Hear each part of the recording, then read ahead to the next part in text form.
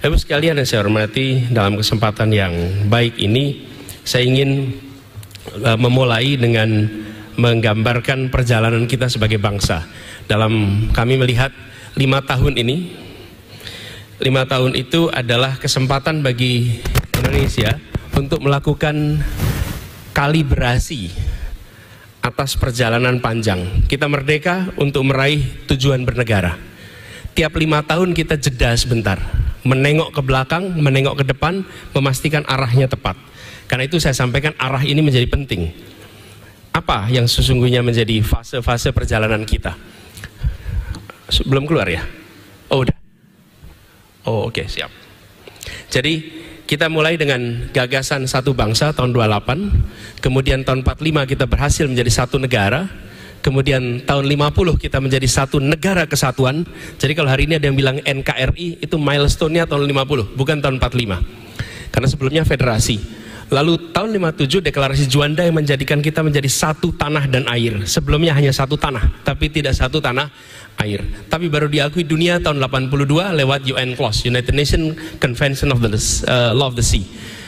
Dan sekarang kami melihat ke depan, apa yang harus kita harus memastikan bahwa kita sampai kepada satu, istilah kami, satu kemakmuran. Jadi visi Indonesia 2045 itu bukan semata-mata tentang berapa GDP per kapita kita, tetapi satu kemakmuran yang dirasakan oleh seluruh penduduk Indonesia. Kira-kira visi ke depannya begitu. Nah, dalam menjalankan itu, sekalian, mengapa ini penting? Karena kalau kita bicara kenyataan, sekalian, tanpa kita membereskan satu kemakmuran, ketimpangan yang ada ini akan problematik. Ini kenyataan yang sekarang kita hadapi hari ini. Pertumbuhan ekonomi kita belum berhasil dalam menyelesaikan pengangguran, tapi juga ketimpangan yang ada ini menjadi PR yang sesungguhnya. Balkanisasi yang terjadi tahun 90-an itu diawali bukan dengan political problem, tapi justru diawali dengan economic disparity yang ekstrim. Kawasan, kalau lihat pendapatan per kapita waktu itu, Slovenia itu 175% dari rata-rata per kapita, sementara Kosovo itu hanya 50% dari rata-rata per kapita. Begitu juga dengan unemployment. Employment opportunity di Kosovo berbeda dengan di Slovenia, berbeda dengan di Montenegro, berbeda dengan di Makedonia. Disparitas yang terjadi di sana itu jarang didiskusikan. Yang dibicarakan adalah perbedaan etniknya, perbedaan sukunya, bahasanya. Tapi kenyataan bahwa disparitas itu terjadi di Balkan selama beberapa dekade overlook. Sekarang pertanyaan bagi kita, mau kita membiarkan disparitas ekonomi ini terus menerus sehingga nanti satu saat akan ditumpangi dengan isu non ekonomi, dan itu yang menarik perhatian. Karena itu menurut kami membereskan soal ketimpangan adalah persoalan urgen yang harus diselesaikan hari ini. Itulah sebabnya gagasan kita satu kemakmuran. Karena satu kemakmuran ini hari nyata sekali. Nah, lalu kita lihat apa yang sudah terjadi beberapa waktu terakhir ini. Kita alhamdulillah berhasil meningkatkan angka rata-rata pertumbuhan di atas 6%. Tapi ini tidak kemudian muncul menjadi lapangan pekerjaan yang setara. Kita menyaksikan di sini sebagai ilustrasi, misalnya Maluku Utara itu PDB regionalnya 22,9%, tapi penurunan tingkat pengangguran terbukanya hanya di bawah 1%. Itu baru Maluku Utara. Kemudian masyarakat di banyak tempat menjadi penonton, tidak menikmati besarnya pertumbuhan ekonomi yang ada di kawasan itu. Dan kalau kita lihat lebih jauh, investasinya meningkat, tapi penyerapan tenaga kerjanya justru menurun. Mari kita lihat tabel dari tahun 2013 sampai 2022. Kalau kita perhatikan di sini, investasi meningkat 2013 dari 399 triliun meningkat menjadi 1.200 tahun 2022. Tapi penyerapan tenaga kerja signifikan menurun kalau kita perhatikan di sini. Begitu juga dengan ketika kita melihat kawasan kontribusi sektor untuk tenaga kerja. Sektor pertanian, manufaktur itu menyerap 44% tenaga kerja, dan ini menurun. Sementara pertambangan yang hanya menyerap 1%, justru investasinya meningkat di situ. We need to change. Ini harus berubah. Justru kita harus mendorong sektor-sektor yang menyerap tenaga kerja untuk mengalami peningkatan. Lalu problem lain adalah kita menyaksikan bahwa peningkatan infrastruktur itu tidak disertai dengan peningkatan kualitas layanan. 2014 anggaran infrastruktur kita 178 triliun, 2022 menjadi 366 triliun, meningkat 2 kali lipat. Sementara di sisi lain, incremental capital output ratio kita yang harusnya menurun justru malah angkanya meningkat dari 4,2 menjadi 7,3, artinya tingkat efisiensi kita turun. Lalu indeks performa logistik kita mengalami stagnansi. Dan bila kita lihat lebih jauh, prosentase kemantapan jalan kabupaten kota itu juga mengalami stagnansi di selama 8 tahun terakhir ini. Ini semua gambaran yang terlihat secara fisik. Bagaimana di balik itu? Di balik itu kualitas manusia. Kualitas manusia antara Jakarta dengan daerah lain itu gapnya tinggi sekali. Tapi perhatikan di sini, Jakarta itu SD SMP 26%. Angkatan kerja yang berpendidikannya SD SMP, artinya 75% itu SMA dan perguruan tinggi ke atas. Di tempat lain sebaliknya. Misalnya di Jawa Tengah SD SMP 65%, di Jambi 50-an%, Kalimantan 60-an%, Maluku Utara separuh-separuh. Kualitas tenaga kerja kita, kesiapan tenaga kerja itu gapnya besar. Tunjukkan lebih nyata lagi, masukkan angka IPM. Indeks pembangunan manusia gapnya 1 dekade, Bapak sekalian. Ini kabar yang menurut kami harus dikoreksi. Coba perhatikan. Sumatera, Jawa, tahun 2013 69 angka IPM-nya. Jakarta, Kalimantan, Bali, Nusa Tenggara yang kuning itu tahun 2022 69. Gapnya 10 tahun, 1 dekade. Kalau kita membiarkan gap ini jalan terus, tingkat keterdidikan rendah, muncul itu dalam IPM, kesehatan, pendidikan dan lain-lain, angkanya gapnya seperti ini. Lalu investasi kita untuk perekonomian itu berorientasi justru pada capital intensif dan bukan labor untuk employment, apa yang terjadi?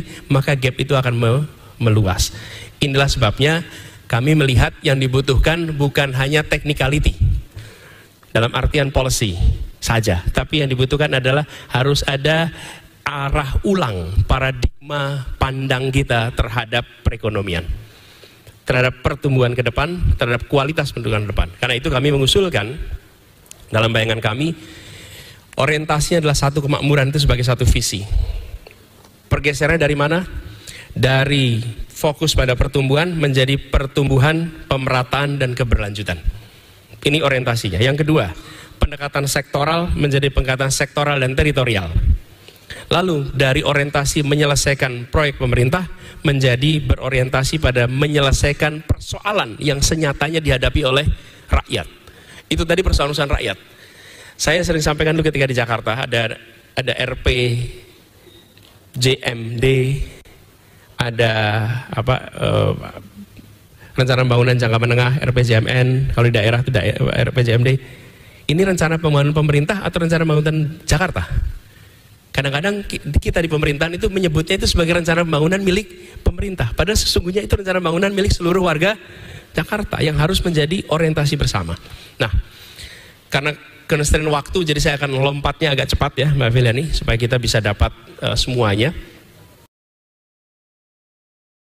Lalu bagaimana melaksanakan ini ke depannya?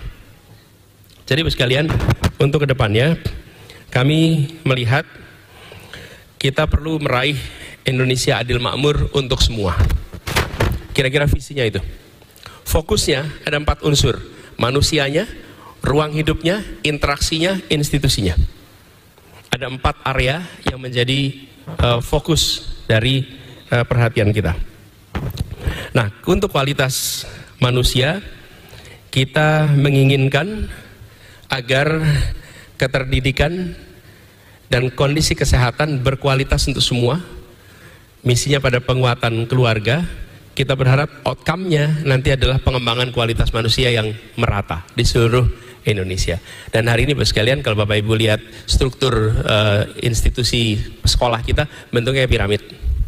Selama itu seperti piramid, maka kita nggak akan mungkin bisa menyelesaikan persoalan ini. Jumlah bangku SD kelas 1 dengan bangku SMA kelas 3 itu nggak setara. Itu harus diubah.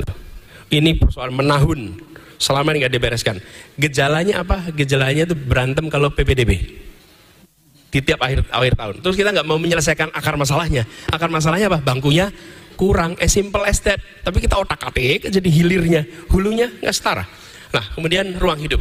Kota desa yang saling memajukan, kemudian lingkungan hidup yang lestari, dan keadilan ekologis. Dan ini artinya outcome yang kita harapkan pemerataan akses ekonomi dan pengelolaan sumber daya alam yang berkelanjutan.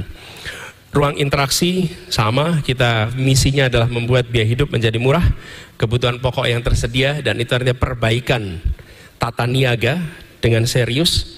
Lalu pengentasan kemiskinan dengan perluasan kepastian berusaha dan menciptakan lapangan kerja yang berkualitas. Kita lihat outcome di bawahnya. Tapi yang tidak kalah penting Bapak sekalian, institusi. Institusi penting sekali.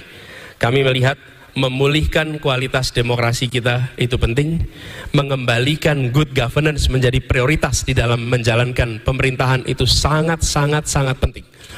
Dan ini akan memberikan kepastian hukum bagi siapapun juga. Lalu Indonesia yang amat luas ini perlu ada sinkronisasi atas kebijakan nasional sampai dengan daerah. Sinkronisasi ini mutlak dibutuhkan. Tanpa itu maka sulit sekali untuk kita bisa melakukan kegiatan perekonomian dengan baik. Dan sinkronisasi jangan disamakan dengan resentralisasi. Two completely different approach. Kita punya kecenderungan kalau tidak sinkron di take over. Bukan, tidak sinkron itu artinya harus ada sync. Bukan kemudian otoritasnya dipindah, tapi koordinasinya, alat ukurnya disamakan. Dan kalau itu dikerjakan, sinkronisasi itu akan bisa membuat efisiensi muncul. Jadi Bapak sekalian, ini agenda-agenda, dan ada satu aspek yang tidak kalah penting. Saya akan skip saja ini yang terkait dengan ini karena waktunya terbatas. Tapi saya ingin menegaskan satu lagi yang sering terlewatkan, adalah peran koperasi. Peran koperasi di dalam perekonomian kita. Kita butuh sekali hari ini mengembalikan koperasi menjadi salah satu pelaku penting dalam perekonomian Indonesia. Dan kami merasakan di Jakarta, ketika PKK itu memiliki koperasi, less likely terjebak urusan pinjol-pinjol yang selama ini ada. Dan itu kenyataan yang ada di lapangan. PKK di Jakarta untuk koperasi. Di kawasan pertanian kami melihat perlu ada peaktifan ulang peran koperasi khususnya di kawasan rural, khususnya terkait dengan pertanian, perkebunan, perikanan, peternakan, dan ada aspek-aspek yang kita harus kerjakannya lewat jalur koperasi. Menghidupkan koperasi ini menjadi salah satu hal yang kita ingin prioritaskan. Waktunya sudah habis, jadi saya tidak bisa lebih jauh lagi, tapi itu kira-kira garis besar pokok pikirannya, dan mudah-mudahan nanti kita bisa berdiskusi lebih jauh. Terima kasih. Assalamualaikum warahmatullahi wabarakatuh.